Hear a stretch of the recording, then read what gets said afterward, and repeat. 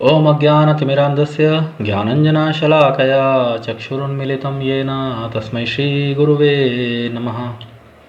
नमः ॐ विष्णुपादाय कृष्णप्रेष्ठाय भूतले श्रीमते भक्तिवेदान्त स्वामिनिति नामिने।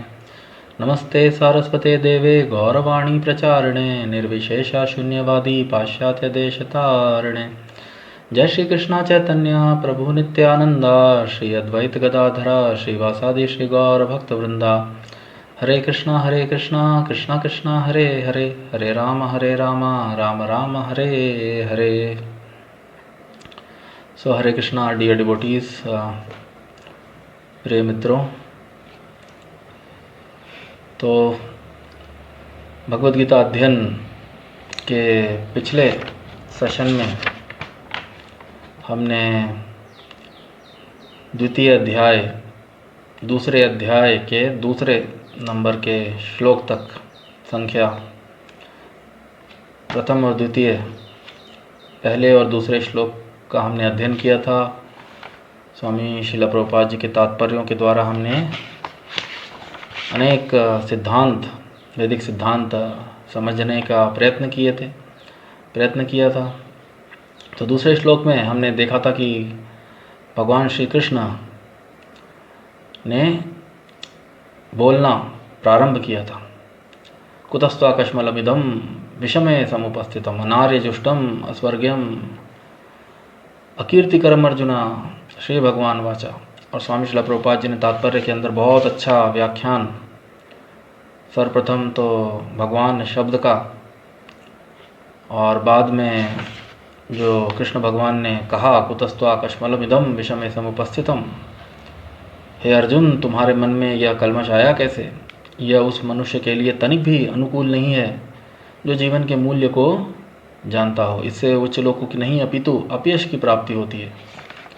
तो बहुत ही सुंदर श्लोक। और चौथा श्लोक भी जो है, तीसरा, ये दूसरा श्लोक था, और तीसरा श्लोक भी जो है वो अपनी बात को आगे बढ़ाते हुए, जारी रखते हुए, भगवान जो हैं अर्जुन जी को और जो कह रहे हैं वही बात को और आगे बढ़ाते हुए भगवान जो हैं तो बहुत ही अर्जुन जी को कह रहे हैं। और बहुत ही भव्य श्लोक, तीसरे नंबर का जो श्लोक है,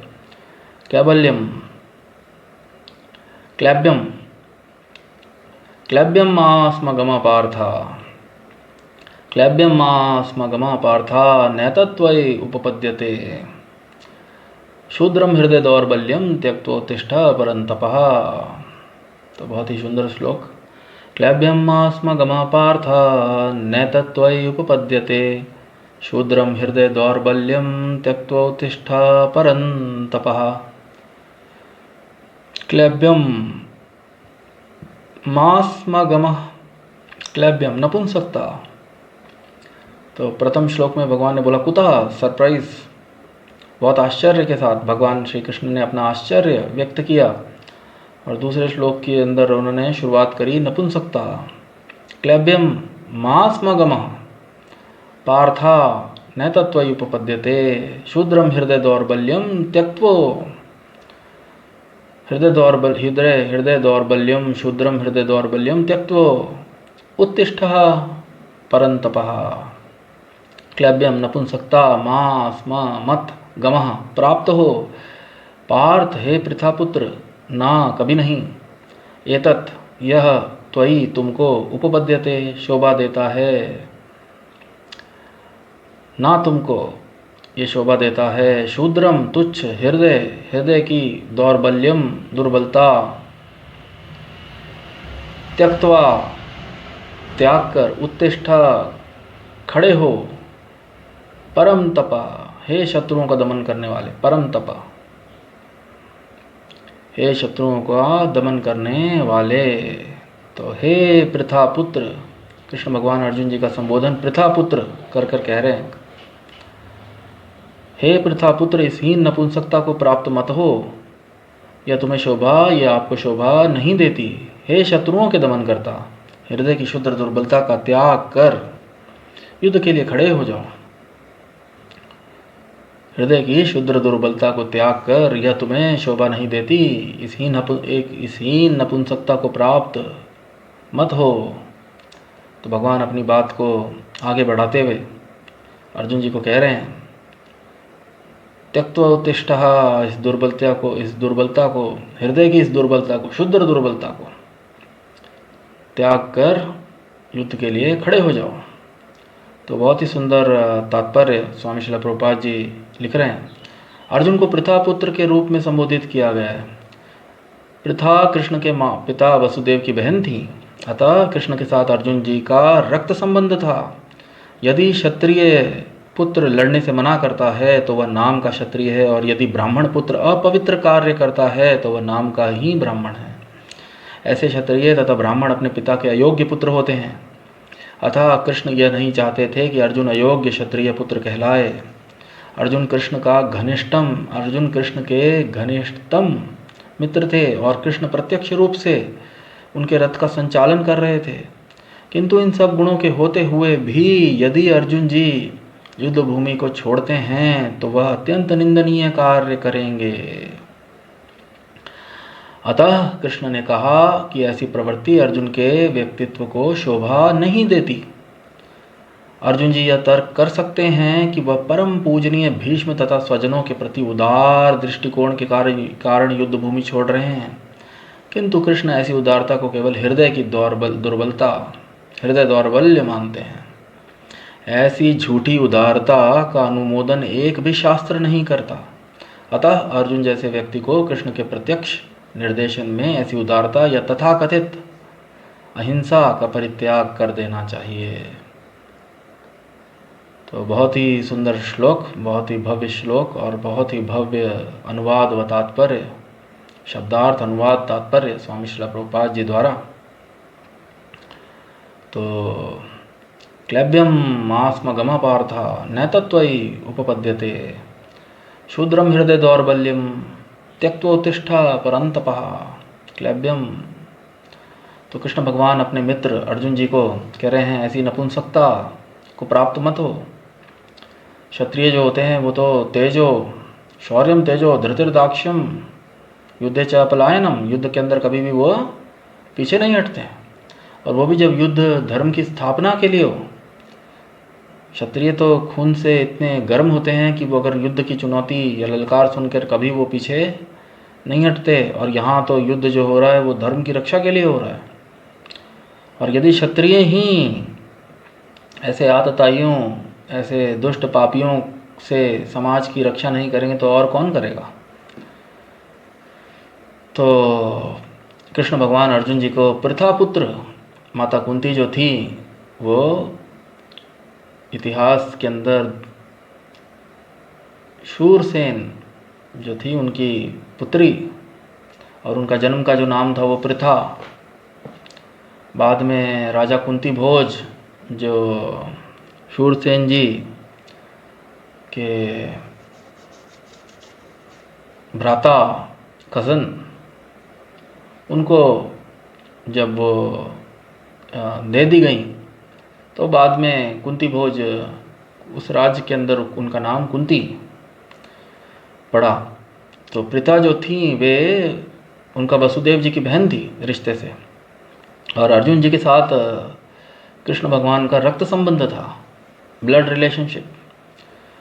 तो इसलिए अर्जुन जी को कृष्ण भगवान यहाँ पर पृथा पुत्र व उनके माता पिता व उनके क्षत्रिय कुल का स्मरण पृथा पुत्र बोलकर भगवान श्री कृष्ण अर्जुन जी को उनसे अपना रक्त संबंध, उनके क्षत्रिय होने व उनके ऐसे गौरव कुल में जन्म लेने को स्मरण करवाते हुए यह कह रहे हैं कि ऐसी नपुंसकता जो आप बात कर रहे हैं। और तात्पर्य के अंदर स्वामी श्रील प्रभुपाद जी कह रहे हैं, अर्जुन जी ये कह सकते हैं, अर्जुन जी इस तर्क को काट सकते हैं यह बोल के कि मैं तो परम पूजनीय भीष्म तथा स्वजनों के प्रति उदार दृष्टिकोण के कारण युद्ध भूमि छोड़ रहा हूँ, युद्ध ना करने का निर्णय ले रहा हूँ। तो परंतु स्वामी श्रील प्रभुपाद जी आगे लिखते हैं कि ऐसी उदारता वो केवल हृदय की दुर्बलता है, और ऐसी झूठी उदारता का अनुमोदन एक भी शास्त्र नहीं करता। कोई भी शास्त्र, यदि कोई अधर्मी धर्म की स्थापना के लिए, तो ये तो व्यक्ति का एक क्षत्रिय का प्रथम कर्तव्य बन जाता है। सभी देहात्म बुद्धि की भावना का परित्याग करके ऐसे शत्रुओं को दंड देना एक क्षत्रिय का परम कर्तव्य हो जाता है।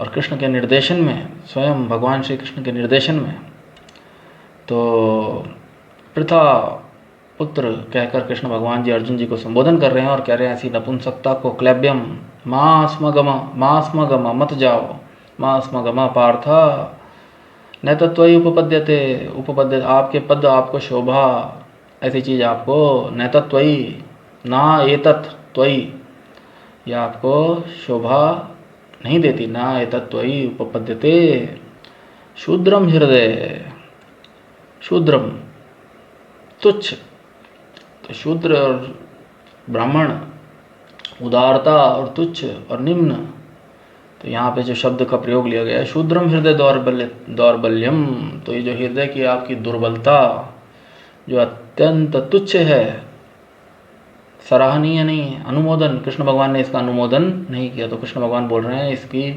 हृदय की इस दुर्बलता को त्याग दीजिए अर्जुन जी। हे अर्जुन, अर्जुन जी जो हैं कृष्ण के साथ उनका रक्त संबंध है, तो अपने भ्राता और उनकी माता जो थी वसुदेव जी की रिश्ते में बहन, तो स्वामी श्रील प्रभुपाद जी एक बहुत ही अच्छा एक तात्पर्य के अंदर एक सिद्धांत लिख रहे हैं। यदि कोई क्षत्रिय युद्ध के लिए मना करे, युद्धे च अपलायनम, क्षत्रियों का जो गुण है, और यदि कोई ब्राह्मण अपवित्र कार्य करे, शौर्यं तेजो धृते दाक्षम युद्धे च अपलायनम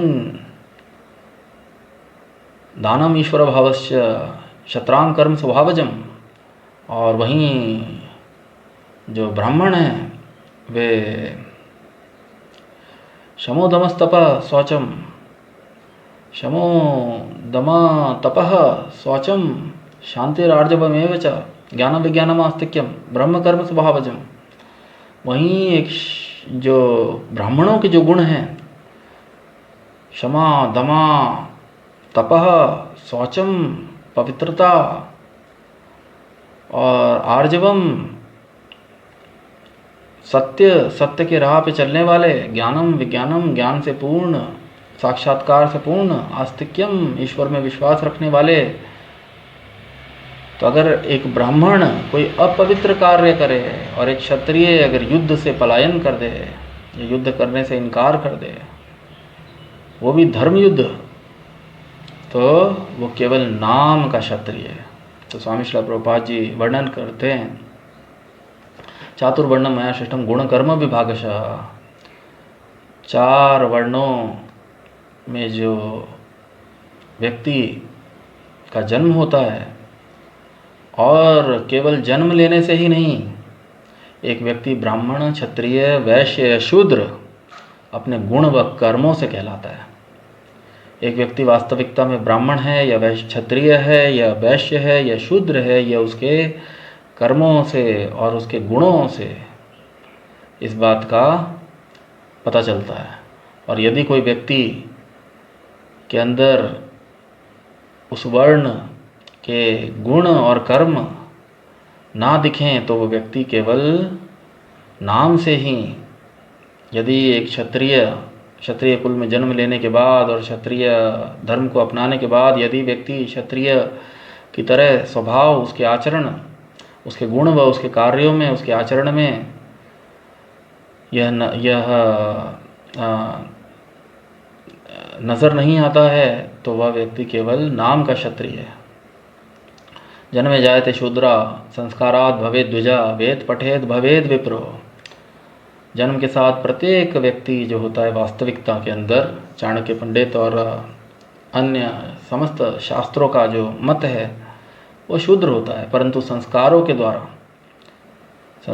द्वारा उचित शिक्षा दीक्षा, अनेक 16 संस्कार जो मनुष्य जीवन में, तो अनेक संस्कारों के द्वारा व्यक्ति जो होता है वो द्विज दूसरा जन्म ब्राह्मण, क्षत्रिय, वैश्य कहलाने के योग्य बनता है।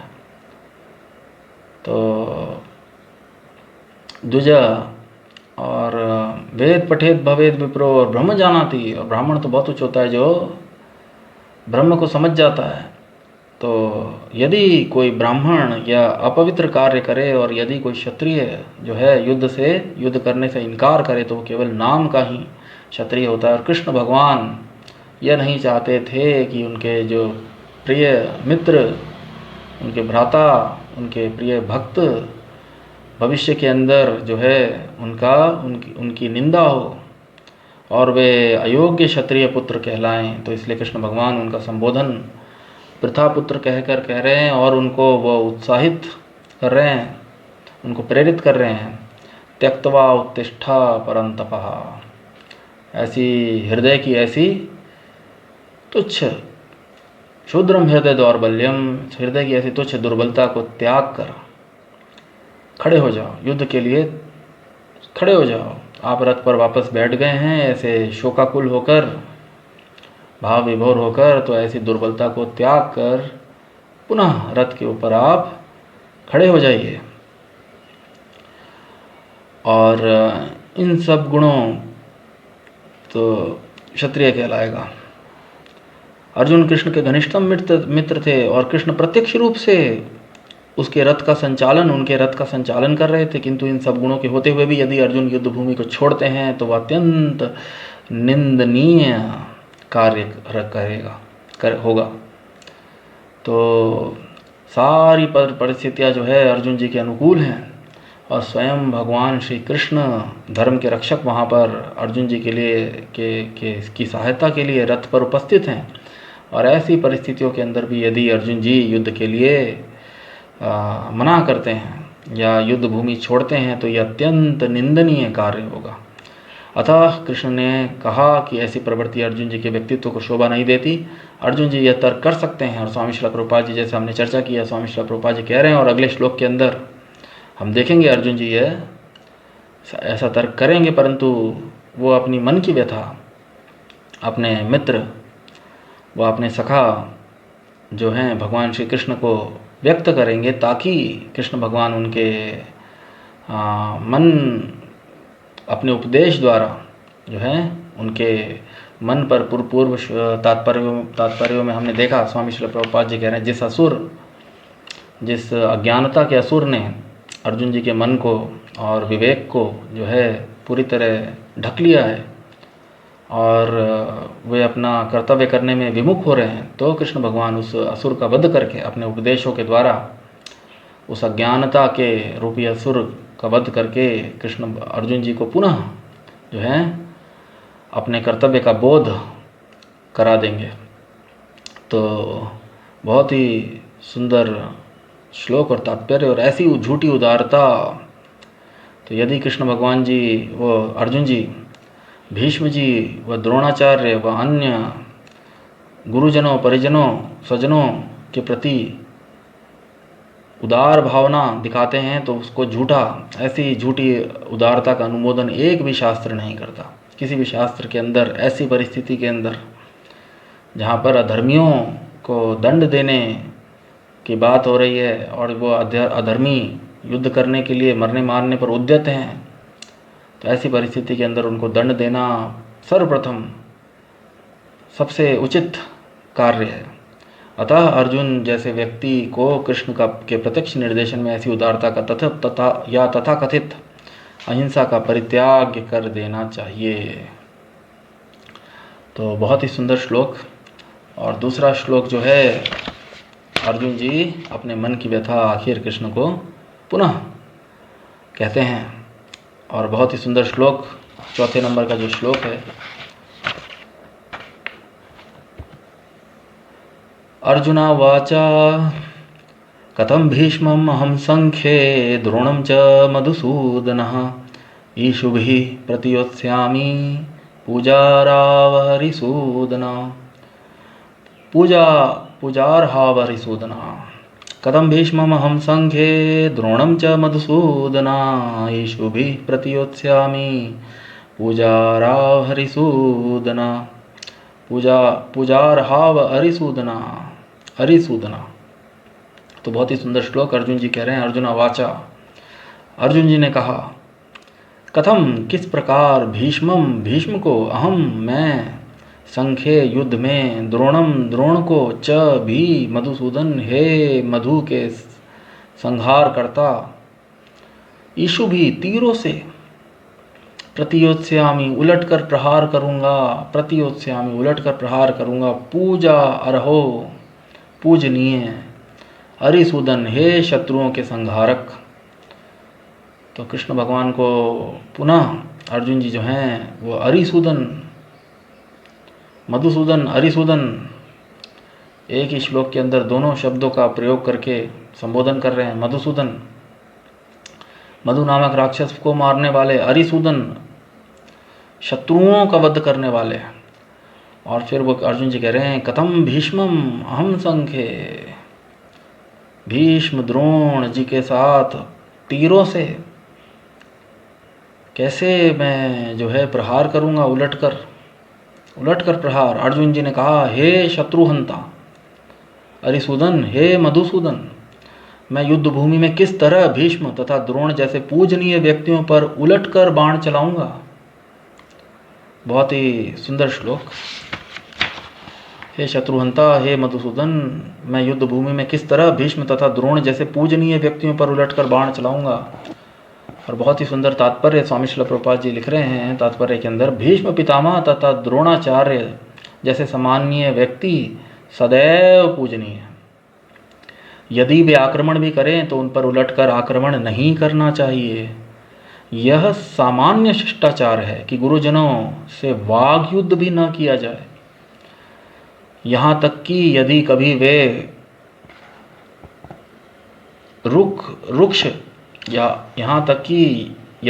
वे रुक्ष व्यवहार करें तब भी उनके साथ रुक्ष व्यवहार ना किया जाए।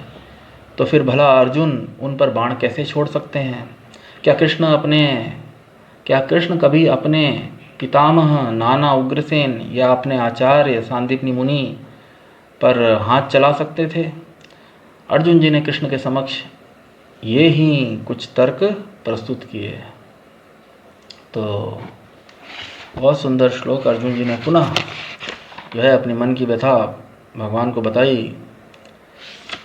कैसे हे कृष्ण, कैसे भीष्म पितामह और द्रोणाचार्य जैसे पूजनीय, तो विपक्ष के अंदर अनेक ऐसे पूजनीय व्यक्ति जो उम्र में अर्जुन जी से बहुत बड़े, गुरुजन, दादा, पितामह, भीष्म, द्रोण, कृपाचार्य और सब बहुत ही पुण्य आत्माएं, धार्मिक प्रवृत्ति वाले, बाल्यकाल से अर्जुन जी ने उन्हें सदैव पूजा है, उनकी चरण वंदना की है।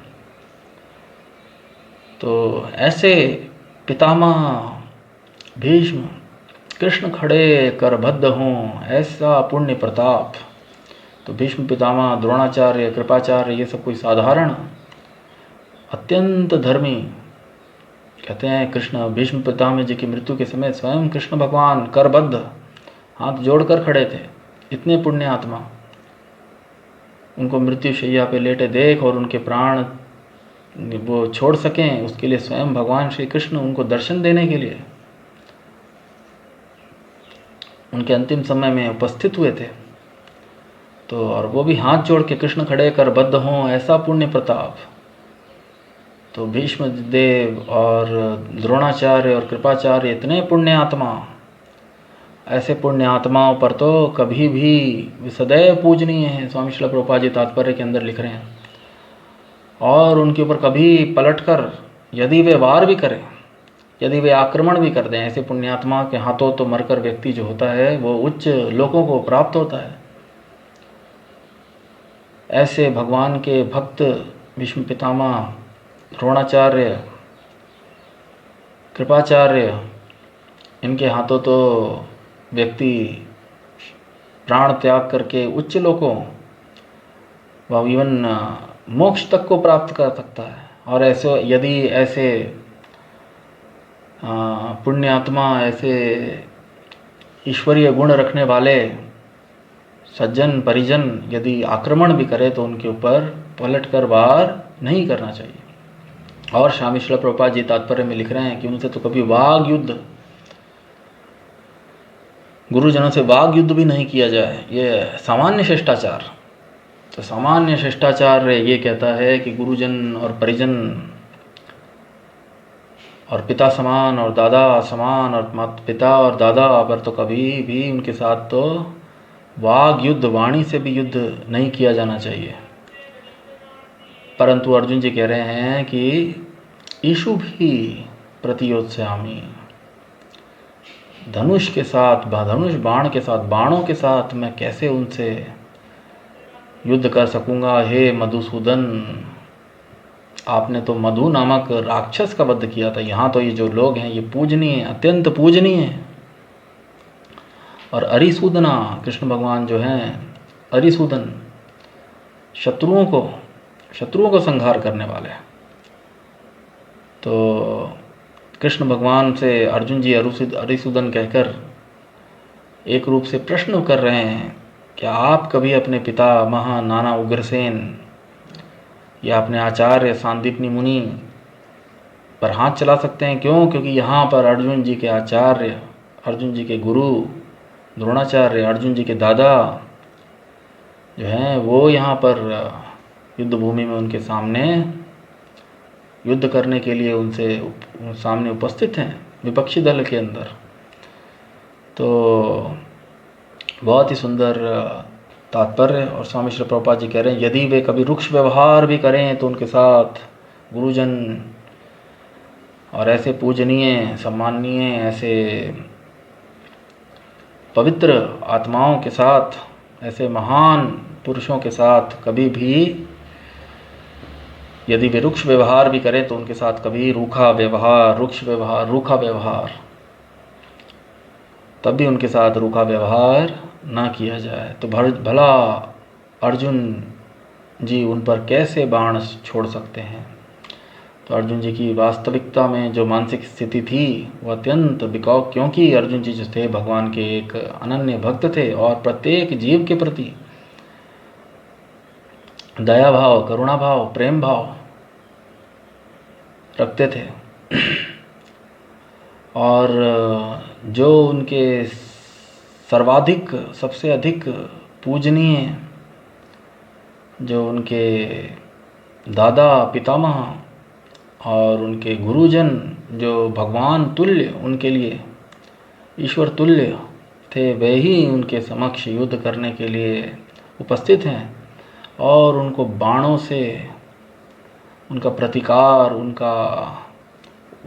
पर पलट कर वार और उनको शारीरिक रूप से घायल करने का जघन्य अपराध अर्जुन जी कैसे कर सकते थे? तो अर्जुन जी का मन जो था अत्यंत दुख और व्याकुल, यह सब सोचकर, और उन्होंने अपनी व्यथा जो है पुनः कृष्ण भगवान जी को कही। तो अगला श्लोक, तीसरा और चौथा हमने पढ़ा, बहुत ही सुंदर। और पांचवा जो श्लोक है, अर्जुन जी अपनी बात को जो है और आगे बढ़ा रहे हैं। और पांचवा, छठा, सातवां,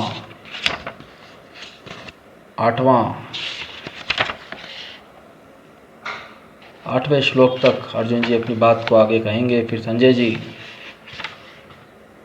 और बाद में श्री कृष्ण भगवान जो हैं अपना उपदेश जो है प्रारंभ करेंगे। और ये जो अध्याय है वो गीता का सार, वैश्लेषिक अध्ययन के माध्यम से जो है भगवान अर्जुन जी को शरीर व आत्मा के अंदर भेद समझाकर उनको अपने कर्तव्य के प्रति जागरूक करेंगे, कर्तव्य का बोध कराएंगे। वह उनकी अज्ञानता को विनिष्ट, उनकी अज्ञानता का भगवान जो हैं नाश करके जो उनको कर्तव्य पथ पर पुनः जो है अग्रसर करेंगे।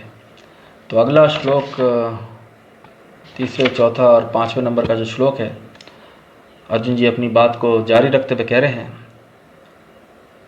गुरून हत्वा गुरून हत्वा हि महानुभावान् श्रेयो भोक्तुं भैक्ष्यमपीह लोके हत्वा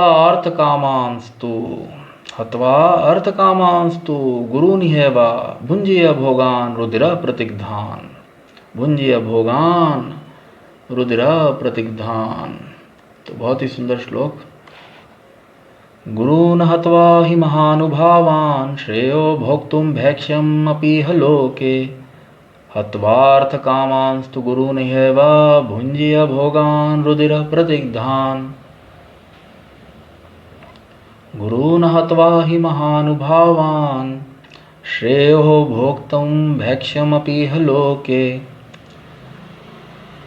हत्वार्थकामांस्तु गुरूनिहैव भुञ्जीय भोगान् रुधिरः प्रतिग्धान्। बहुत सुंदर श्लोक। गुरुजनों को अथवा न मारकर ही निश्चय ही महानुभवान महापुरुषों को श्रेय अच्छा होगा, भोक्तुम भोगना, भैक्ष्यम भीख मांगकर, अपि भी, यह इस जीवन में, लोके इस संसार में, हत्वा मारकर, अर्थ कामान लाभ की इच्छा से, तो लेकिन गुरुजनों को इस संसार में एवं निश्चय ही भुंजीय भोगने के लिए बाध्य भोगान भोग्य वस्तुएं रुधिर रक्त से प्रतिग्धान सनी हुई रंजित भुंजीय भोगान रुधिर प्रतिग्धान गुरून हत्वा ही महानुभावान। बहुत सुंदर श्लोक। ऐसे महान पुरुषों को जो मेरे गुरु हैं, उन्हें मारकर जीने की अपेक्षा इस संसार में भीख मांगकर खाना अच्छा है। भले ही वे सांसारिक लाभ के इच्छुक हों, किंतु हैं तो गुरुजन ही। यदि उनका वध होता है तो हमारे द्वारा भोग्य प्रत्येक वस्तु उनके रक्त से सनी होगी। तो बहुत ही सुंदर श्लोक, अर्जुन जी का बहुत ही सुंदर भाव। ऐसे महापुरुषों को जो मेरे गुरु हैं, उन्हें मार कर जीने की अपेक्षा इस संसार में भीख मांग कर खाना अच्छा है। गुरून अहत्वा ही महानुभावान, ऐसे महान पुरुषों की हत्या से तो उनकी हत्या ना करके, अहत्वा